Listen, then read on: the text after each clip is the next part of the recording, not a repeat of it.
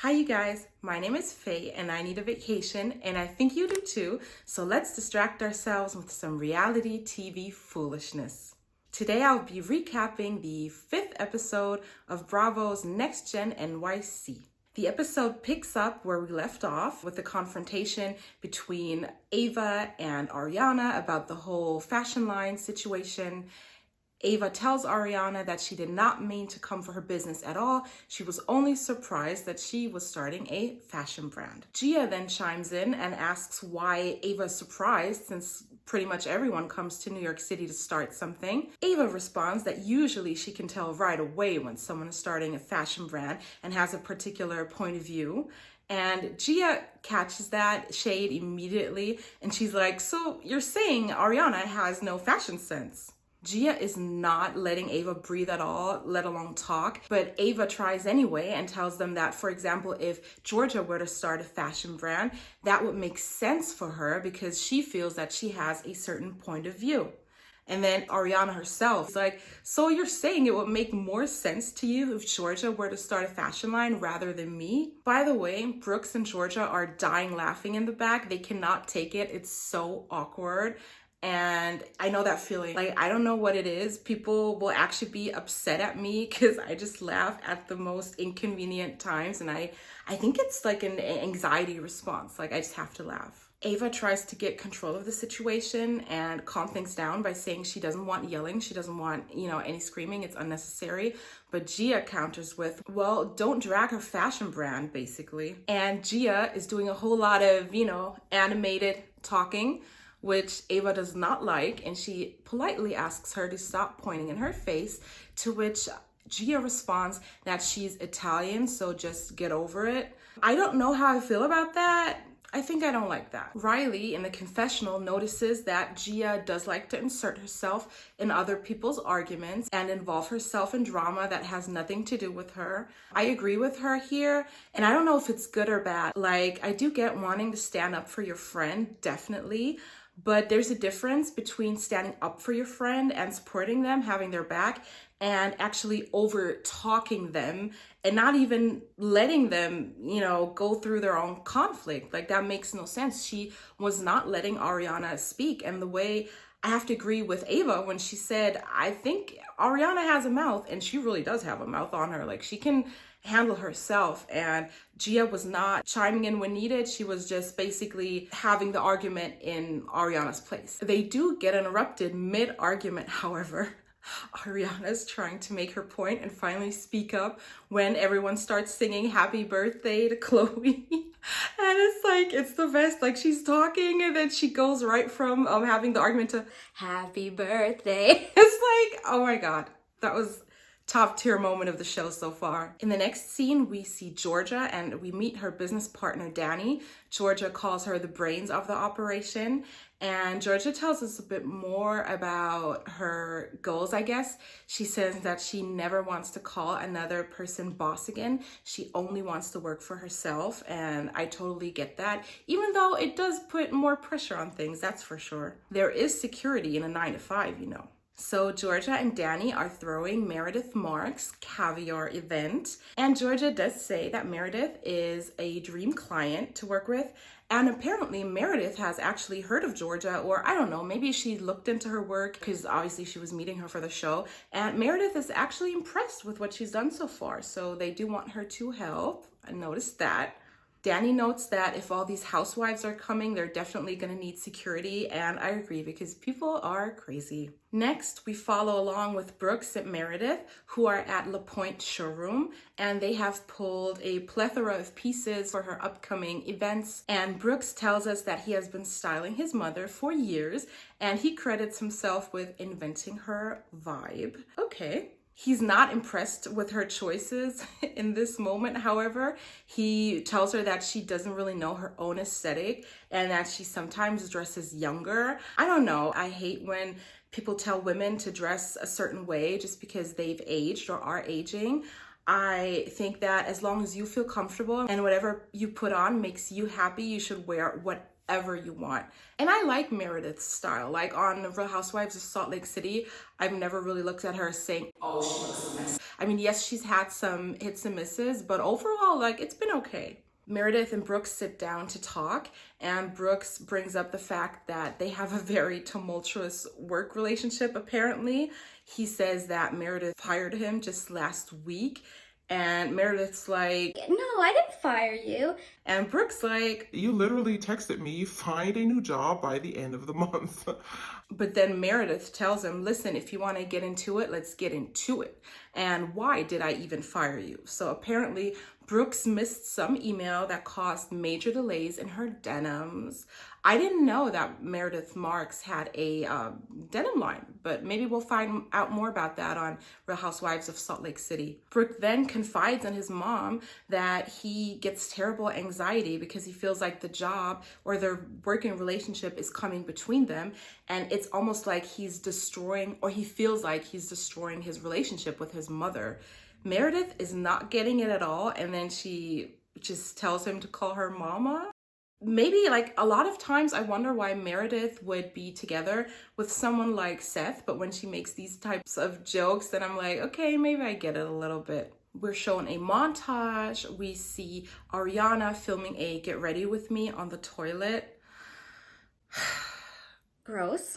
Then there's Ava. She's getting her makeup done, probably for a job. And she tells us that she has always had to pay her own bills and make her own money. I don't know how I feel about that. I think hard work is important, of course, but I think if it were me as a wealthy parent, I would want to make sure that my child has it a lot easier than I did. And I would definitely make sure that money was not an issue or a struggle for them. Like, I would want them to focus 100% on finding themselves and developing their life. Georgia's planning the event. Meanwhile, Dylan and Charlie are sleeping. Dylan then tells us in the confessional that he has not felt very productive recently. His lifestyle has just completely changed ever since he's moved to the city. He's been going out like all the time, staying up super late, and he does admit that while living with Charlie is fun, but it's also a little too much. Riley goes to visit Ariana and Hudson in their new dream apartment. She brings them a housewarming gift, and I'm so annoyed. Like, why don't we get to see it? Girl, unwrap the gift. Ariana tells us that it is a blessing to be friends with someone who went through the same thing as she did, and that is growing up as a housewife child. They then sit down and they talk about the Ava thing, and Riley reveals that she was told by Ava herself that actually Ava's mom picks out all of her outfits, and that it's weird to her that Ava feels like she's in any position to judge anyone for their fashion. Ariana then reminds everyone that she has been living out of a suitcase for 1.5 months, and Riley tells her that it's actually very impressive to see the outfit she's managed to put together, and I agree with her.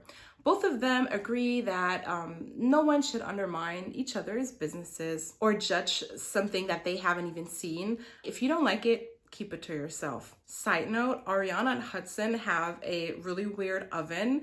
In order to start it, I guess you have to take off the knob, and then there's a ticking sound, and I think that's a shame. Like, if I'm paying $10K in rent every month, every appliance better be top-notch, top grade, and work flawlessly, because what is that? In the next scene, we meet Charlie and Ava. They're at a place called Slutty Vegan. Interesting choice of name for a restaurant. Like, why is the vegan slutty? How does the fact that they are slutty factor into the food? But apparently Dame, Ava's father, wants both of them to work together to take over this particular location. I don't understand why she would want to get into business with Charlie. Charlie then offers Ava and her dad to procure a liquor license, and the screen shows that it's about $30K.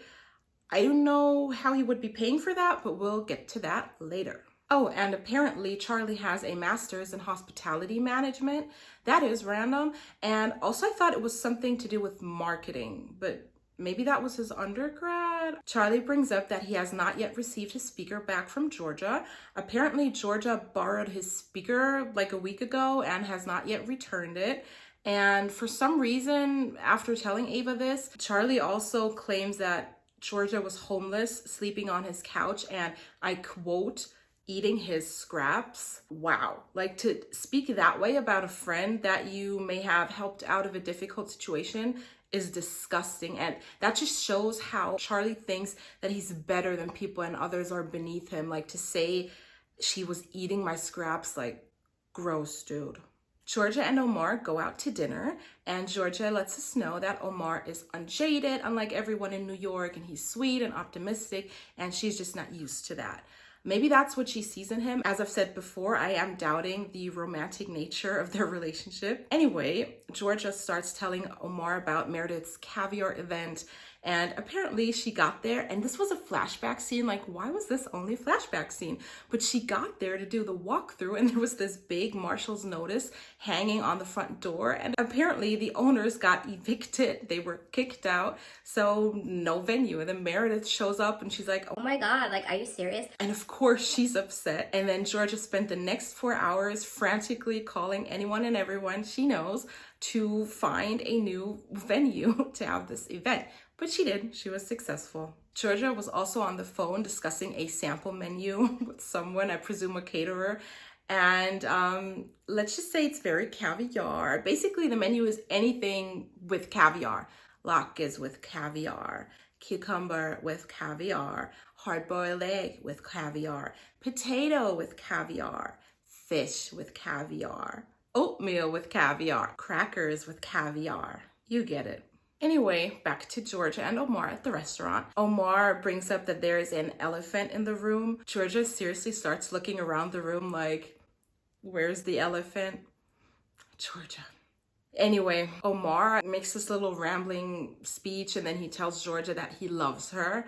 And I was expecting like this big emotional reaction from Georgia, but she is pissed. And then we find out they have literally only known each other for 2 months. And I told you they're not dating. I told you this is not real. They're probably just like colleagues, friends, or whatever. But anyway, they've only known each other for 2 months. And apparently Omar has told another woman that he met one day that he loved her as well. And Georgia rightfully tells him that's BS. Like, you telling me this after 2 months, after having told someone else this after a day, BS. She is not having it. And then Omar goes, Well, I'm not going anywhere. We have a lot to work through. I'm like, dude, what do you have to work through? Like, you are getting to know each other, and the love bombing, weird. Georgia explains to us in her confessional that the reason for her reaction is that she has trust issues that stem from her father leaving the family and bankrupting the company apparently before he left them.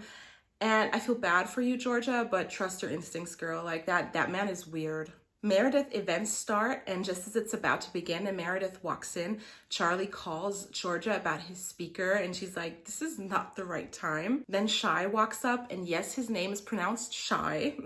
I learned that on the recent episode, so Shy. Shy walks up, he's almost run over by a bike.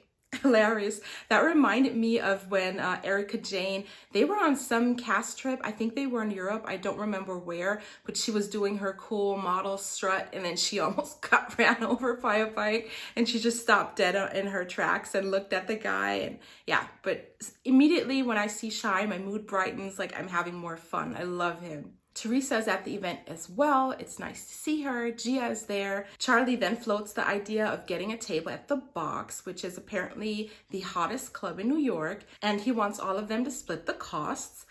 More on that later. Riley's in, but Georgia's like, it does not make sense to me to pay to go, out anywhere in the city. Then we get to Ava. Apparently, Ava has been only a block away the entire time. She didn't want to come because it was raining, and Georgia's really annoyed by that. She's like, why does she want to show up now? Like, we're about to wrap in 20 minutes. And I'm noticing that they do break the fourth wall a lot more often in this show. I don't know if I like it or if I don't like it, but it's definitely different from the Housewives. I kind of agree with Georgia because it makes it seem like all Ava's going to be there for is camera time, and she doesn't really care about the event, but just wants to make sure that she is filmed. And if that's not the case, get yourself an umbrella, girl. Shy is on his way out, and he wants to say goodbye to the hosts, Meredith and Seth. For some reason, Seth stops him, and then he starts what I thought was going to be an innocent conversation by asking, is Shai friends with Brooks or Chloe? Shai then tells him that he's been friends with Dylan for a couple years. Seth asks him if he knows Charlie. Again, Charlie's not your son. I don't know why you care about him that much. Shai tells him, yes, he has known Charlie for a bit now as well. And this is when Seth starts getting weird again, asking Shai if he would give Charlie his phone number if he were a girl. And Shai's like, Yes. and then Seth's like, Well, do you believe in sexual fluidity? and Shai tells him, Yes. and then Seth's like, Are you there yet? It is so bizarre to me, his behavior. Like, are you trying to tell us something? It almost seems like him and Meredith are looking for a third, just the way they're sitting there and he's approaching, like Shai wants to leave and he's approaching him about his sexuality. Wow. Like, what is wrong with you? I need to see Seth way less on my screen. Meredith, get your man. Also kind of makes me wonder about those marriage issues that they had that were discussed on The Real Housewives of Salt Lake City, or actually they weren't discussed. So maybe that sexual frustration or whatever Seth has going on there played a part in it. Ava finally does show up and she feels a little hesitant. She's wondering if she should apologize to Ariana again. Apparently, she had already texted her, apologized. Ariana had apologized to her for yelling at her, and they're presumably good, but they haven't seen each other yet in person. And I guess Teresa followed and then unfollowed Ava, which is a bit strange. And I am getting really frustrated at production. Like, first they have this big blowout between Riley and Charlie, and then we only see a flashback scene of them resolving it. Now, in the last episode, there was this big blowout that had started between Ariana and Ava. That got cut short. It barely got finished this episode, obviously because of the birthday song. But then the conflict resolution was once again not shown. It was just another flashback. Like, at this point, why are we doing this? The show is meant to be not only about conflict and drama, but also resolve. Amira pops up. Hey girl, we have not seen you a lot, but she says that Ava's behavior toward Ariana has left a bad taste in her mouth, and I kind of agree with that, especially if Amira had some similar experiences in high school and college with friends. In the next scene, we see Riley meet her family for brunch or breakfast on a rooftop terrace. It looks so beautiful. I want to go to brunch so bad. But why is Candy dragging her daughter? First thing she says, like, oh, we're wearing some booty shorts today, huh? Then she looks at her hair and she's like, so you didn't moisturize it today? I was like, damn, Candy. Can a girl sit down first? Then she lets out her signature Candy laugh. And I'm like, girl, why are you doing this on Riley's show? But I love Candy. She's so funny to me. Candy doubtfully asks Riley if she wants to stay in the city.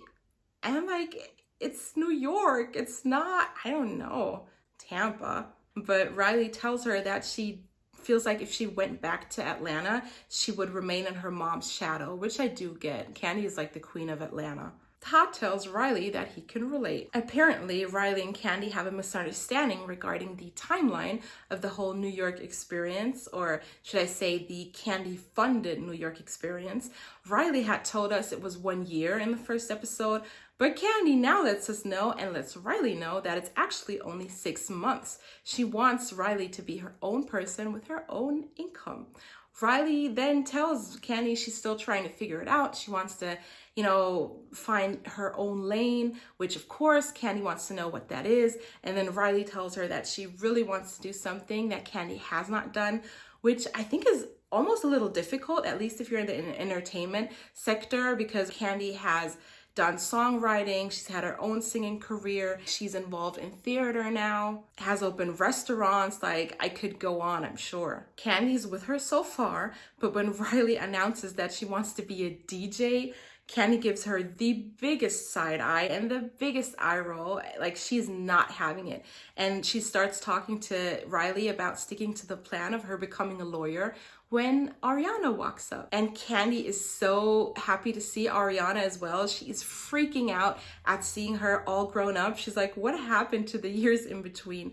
Apparently, Ariana and Riley have gotten really close. They're like best friends. Ariana tells us that she sees Riley like every day and she's her favorite part about New York, which I love. That's really cute. Riley then shares with her mom that now Charlie is mad at her. Remember, the plan was for the group to split a table at the box, but Charlie showed up with 10 girls. Riley couldn't even sit anywhere at her own table that she was helping to pay for. Then Charlie and those girls drank up all the alcohol, and I'm talking 1942 bottles. So Riley rightfully kicked him off the table. She tells Candy about the bill, and it ended up being $14K. And it's so funny the way she said it. Riley was like, it was 14, and Todd was like, 14. And I think Todd was still hoping she was going to say 1,400, which is still insane for 1 week of partying. That's what some people pay in rent. But Candy immediately was like 14,000. And oh my God, like she was shocked, floored even. She was like, I'm paying for that. And Roddy was like, no, I paid for it, with the sweetest look. And Candy's like, with what? Oh my God, I love it. And Roddy's like, my money. It was, that was like my favorite. I think that was one of my favorite moments in the whole show so far. That was so good.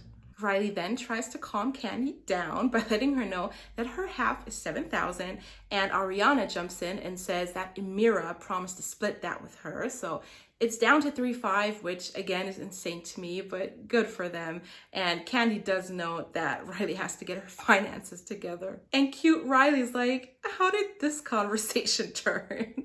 I love Riley. I love that her personality has been coming out more and more in these episodes. Next, Charlie is on his way to meet up with Dylan. He's skating through New York City. He also calls his dad on the way to beg him for some more money. Apparently, he wants to increase his loan by $5K because he needs to buy patio furniture, he needs to buy silverware, and you guys, he needs to pay people to hang up his TV. Charlie, get up off your ass and hang that TV. Are you serious? And also, it seems so undignified to be having to ask and beg your parent for money. Anyway, Charlie and Dylan do meet up, and Charlie brings up the situation at the box, and he frames a totally different narrative. He claims that Riley kicked him out and told him she didn't want his money. And he says this a couple times, and he even brings up Hudson, saying that Hudson was also annoyed, like, dude, I would have liked the money. But notice how Dylan, who was also there, did not say anything. He didn't contradict his story, but he also didn't agree with Charlie. They sit down for lunch. Dylan orders an entree, and once again, Charlie orders no food. All he orders is a grapefruit juice. And now I'm like, is he poor? Like, is that the reason he's not ordering food? Was his father making him pay for lunch the other day? And that's why he said, oh, I'll just eat whatever we're having, whatever we're sharing. And he's talking about Georgia eating scraps. All Dylan says to Charlie's story is that he should make a beef with their friends. And in the confessional, he tells us that he has a lot of friends and he usually doesn't mind it at all. He understands their lifestyle and would probably be living the same way.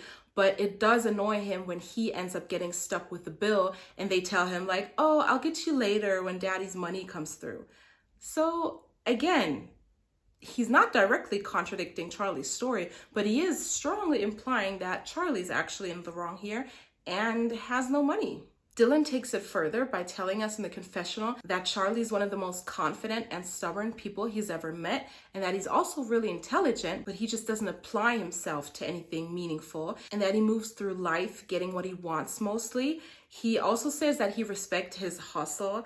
I don't think that's what that means, Dylan, but he respects that. He just wishes that Charlie took some kind of responsibility. Dylan also says that it's hard for him to work with all of the distractions in the city, and I'm wondering if Charlie is that distraction. Remember what he said earlier. Dylan then tells Charlie that he sometimes wishes he had more money, and Charlie responds that he feels the same way and that Dylan has no idea how much money he spent in the last couple weeks.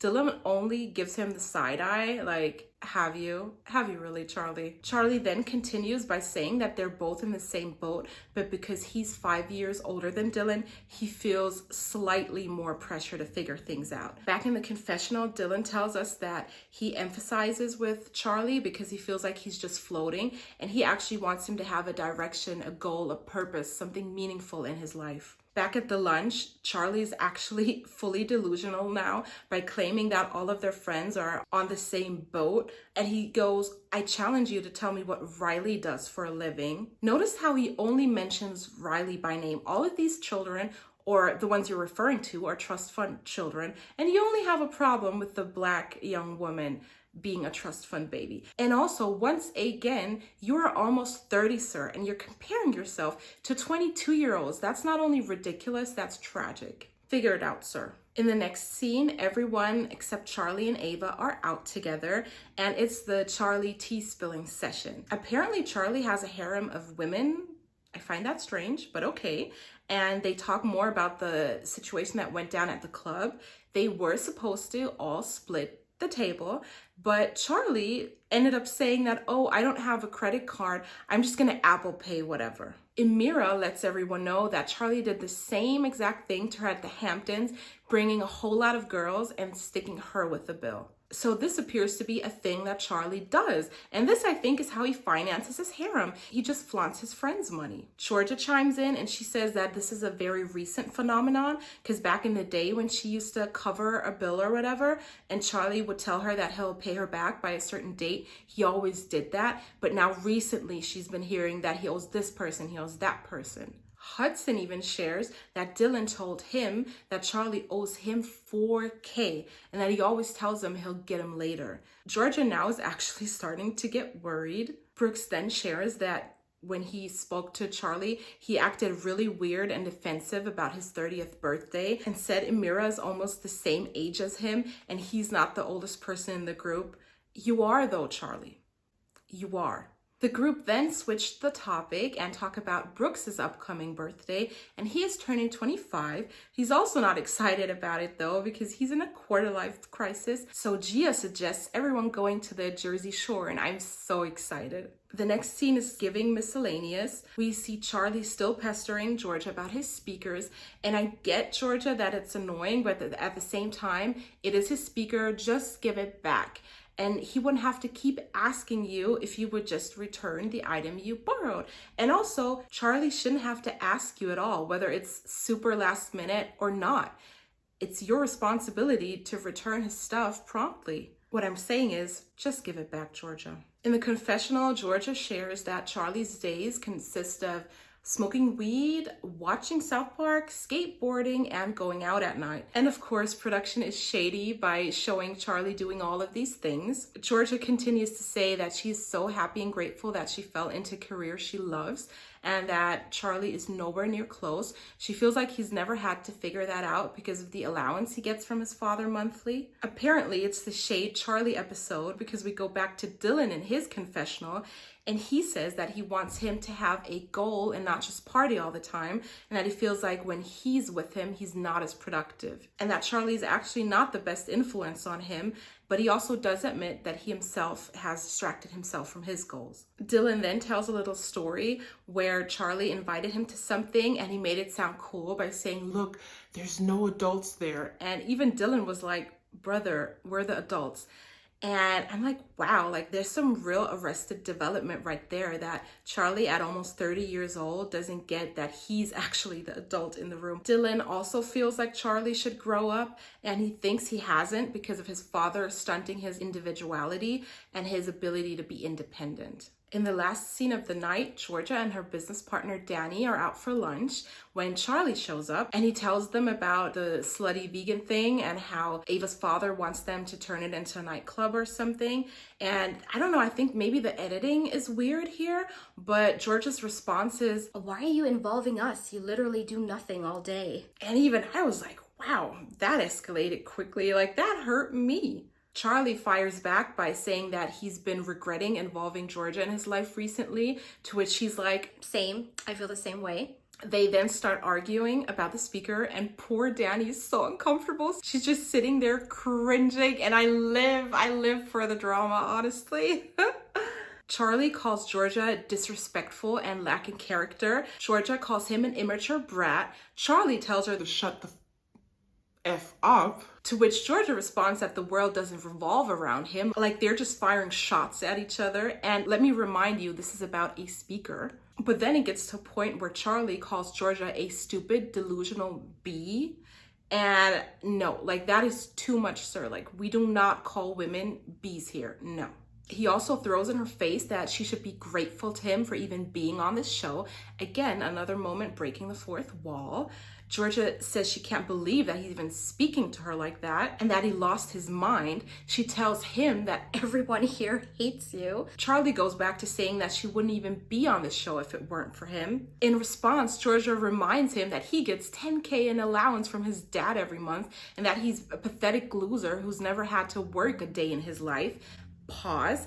10K in New York, I wonder if that includes his fixed costs, because if it does, that's incredibly low. I think maybe his apartment is also paid for, because if you look, Ariana and Hudson are paying 10K a month just for their apartment. So yeah, I wonder what his costs are. But back to the argument. Charlie then takes it all the way to hell by calling Georgia dirt poor and that she only has this going for herself because of him. Of course, Georgia fires back and she calls him a loser and she calls him pathetic, 30, a joke. Charlie keeps saying, you're poor, you're dirt poor, you're nothing. I thought that was really low. Like, yes, they were going shot for shot at each other, but I feel like Charlie was the one who escalated the entire argument. Like, he went to hell straight away for no reason. And Georgia was just kind of sitting there firing back. And then to call someone, again, that you've once helped dirt poor, especially knowing that that is probably an insecurity for her with the way she grew up, is just gross. Anyway, Charlie is really upset. He starts taking off his mic and tells Georgia that if she were a man, he would slap her in the face. Oh my God, what is wrong with this man? Poor Danny can't believe it either. She's sitting there open mouth, gasping, just like in shock. Charlie leaves, and it's so funny because Danny asks Georgia, how much was the speaker? Like, what type of speaker was it? And she goes, it was like a $200 Bose speaker. And Danny cannot believe it. We get a very tea-filled confessional from Georgia. She says, rightfully so, that it's insane that Charlie thinks he's better than her in any way. Literally, if he didn't have daddy's money, he would be on the street tomorrow. She also intimates that Charlie doesn't even have a real job and that he's probably made like $300 allegedly crypto trading, and that he does in fact bring all these girls out without a credit card because he can't even get one, and then skips out on the bill and has his friends pay. The episode ends by Georgia telling us that she's done with Charlie. That was it for this episode. Thank you so much for watching. Please remember to like, comment, and subscribe. And I will see you on our next vacation. Until then, have a great day. Bye.